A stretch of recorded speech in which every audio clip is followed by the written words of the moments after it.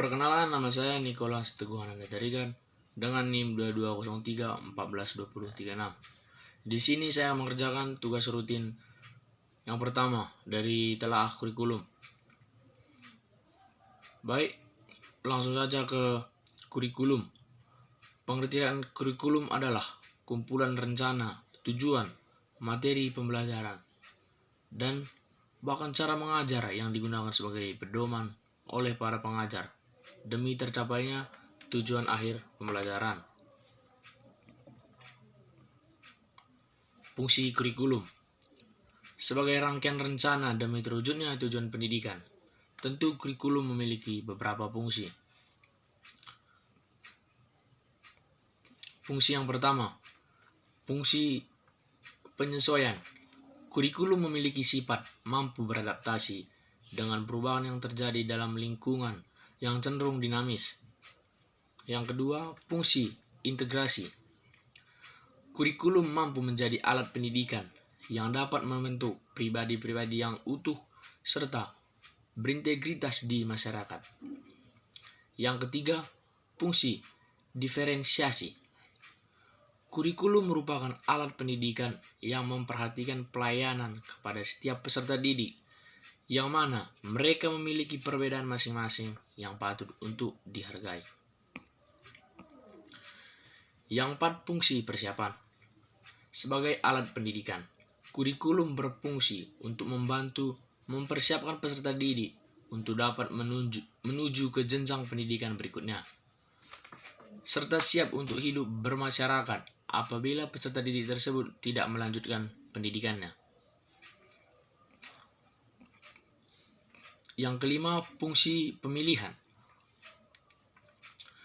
Kurikulum memfasilitasi para peserta didik dengan cara memberi mereka kesempatan untuk memilih program belajar yang sesuai dengan minat serta bakatnya.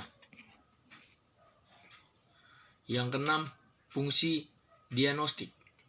Kurikulum berfungsi untuk memahami dan mengarahkan potensi dari seseorang peserta didik itu agar dia dapat menggali terus potensinya dan memperbaiki kelemahannya. Sedangkan untuk peserta didik, kurikulum berfungsi untuk membantu mereka agar dapat memahami materi dan melaksanakan proses pembelajaran dengan mudah, sehingga target pembelajaran dapat tercapai. Tujuan kurikulum. Tujuan utama dari kurikulum adalah untuk mempersiapkan peserta didik agar dapat menjadi pribadi serta warga negara yang kreatif, inovatif, beriman, dan juga afektif ketika dia berada pada lingkungan masyarakat kelak.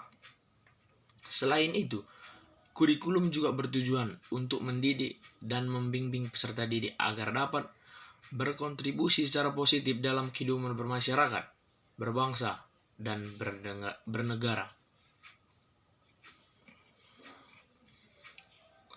Komponen kurikulum. Dalam prakteknya, kurikulum terdiri dari 5 komponen antara lain sebagai berikut. 1. Tujuan kurikulum.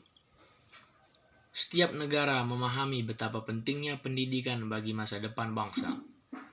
Maka dari itu, setiap negara merumuskan tujuan pendidikan yang ingin dicapai melalui kurikulum. Yang kedua, materi kurikulum.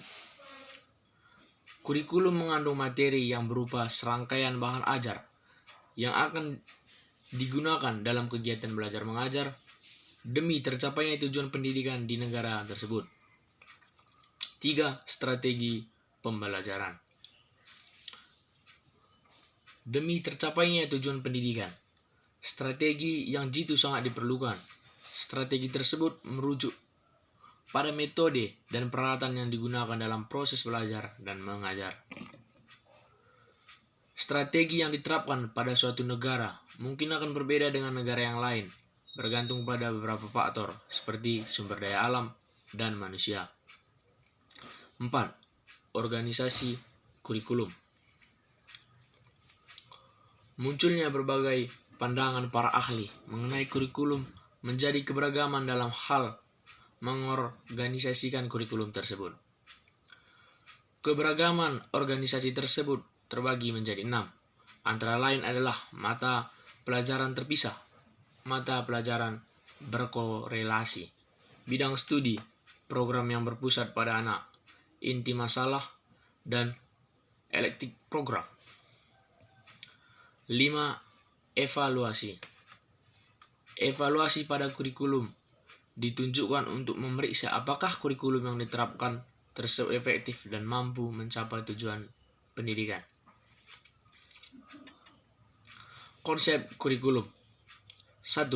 Kurikulum sebagai substansi. Kurikulum dianggap sebagai suatu rencana kegiatan belajar yang dilakukan siswa di sekolah. Kurikulum juga dianggap sebagai perangkat tujuan yang ingin dicapai. Kurikulum juga dapat diartikan sebagai suatu dokumen yang merumuskan tujuan, bahan ajar, kegiatan belajar dan mengajar, jadwal, serta evaluasi. 2. Kurikulum sebagai sistem. Kurikulum adalah bagian dari sistem pendidikan. Sistem yang berlaku dalam kurikulum terdiri dari struktur, personalia, dan prosedur kerja tentang cara menyusun suatu kurikulum, melaksanakan, mengevaluasi, serta menyempurnakan. Hasil dari sistem tersebut adalah tersusunnya suatu kurikulum yang sesuai. Adapun fungsi dari sistem tersebut adalah untuk memelihara kurikulum tengah atau akan diterapkan agar tetap dinamis. 3. Kurikulum sebagai bidang studi. Kurikulum sebagai bidang studi memiliki tujuan untuk mengembangkan ilmu tentang kurikulum beserta sistemnya. Sekian yang bisa saya jelaskan. Terima kasih.